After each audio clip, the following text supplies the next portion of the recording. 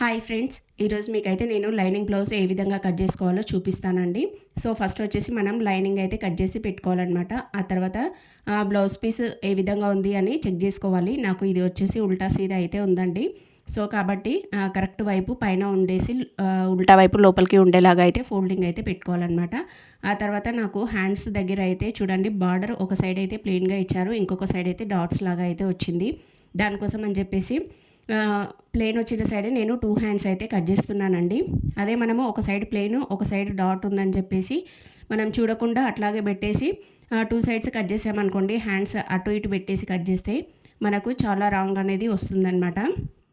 So కాబట్టి ఒకటికి 2 సార్లు చెక్ చేసుకొని కొన్ని బార్డర్స్ ఏమో పెద్దగా ఇస్తారు, కొన్ని బార్డర్స్ ఏమో చిన్నగా ఇస్తారు హ్యాండ్స్కి. దానికోసం అని చెప్పేసి ఒకటికి 2 సార్లు చూసుకోవాలన్నమాట. ఆ తర్వాత నాకు బ్లౌజ్ పీస్ వచ్చేసి కొంచెం చిన్నగా అయితే వచ్చిందండి. సో దానికోసం అని చెప్పేసి ఈ బ్లౌజ్ పీస్లోనే మొత్తం సెట్ చేసుకోవాలి కదా, దానికని చెప్పేసి చూడండి నేను క్రాస్ కటింగ్ బ్లౌజ్ అయితే కట్ చేస్తున్నాను.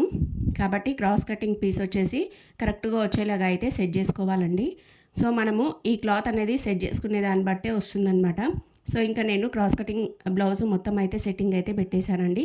సో హ్యాండ్స్ ప్లెయిన్ బార్డర్ వచ్చే సైడ్ పెట్టాను, బ్యాక్ పార్ట్ పైన అయితే పెట్టేశానండి. ఆ తర్వాత ఫ్రంట్ పార్ట్ వచ్చేసి క్రాస్ కటింగ్ బ్లౌజ్ కదా, క్రాస్గా వచ్చేలాగా అయితే పెట్టుకున్నాను.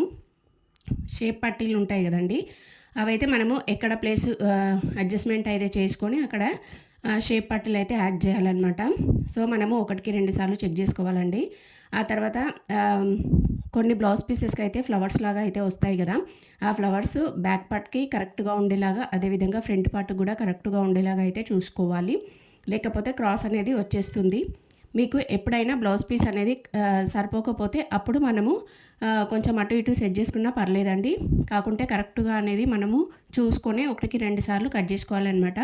సో నాకు ఇక్కడ వచ్చేసి లైన్స్, అడ్డం లైన్స్ అయితే హ్యాండ్స్కి అయితే ఇచ్చారు కదా, దానికోసం అని చెప్పేసి నేను బ్యాక్ పార్ట్ కూడా అడ్డం లైన్స్ అయితే వేసేసానండి. ఆ తర్వాత ఫ్రంట్ పార్ట్ క్రాస్ కటింగ్ కదా, ఇంకా ఫ్రంట్ పార్ట్ను కూడా మొత్తం అయితే కట్ చేసుకుంటున్నాను అనమాట. సో మనం కట్ చేసుకునే దానిలోనే ఉంటుందండి, మనం బ్లౌజ్ ఎంత పర్ఫెక్ట్గా కట్ చేసుకుంటామో దాన్ని బట్టే బ్లౌజ్ అనేది స్టిచ్చింగ్ ఆధారపడి ఉంటుంది. సో మీకు కనుక ఈ వీడియో నచ్చినట్లయితే ఖచ్చితంగా లైక్ చేసి మీ ఫ్రెండ్స్కి, ఫ్యామిలీ మెంబర్స్కి షేర్ చేయడం అస్సలు మర్చిపోకండి. సో నా వీడియో మీకు అందరికీ నచ్చిందని అనుకుంటున్నాను. Bye friends.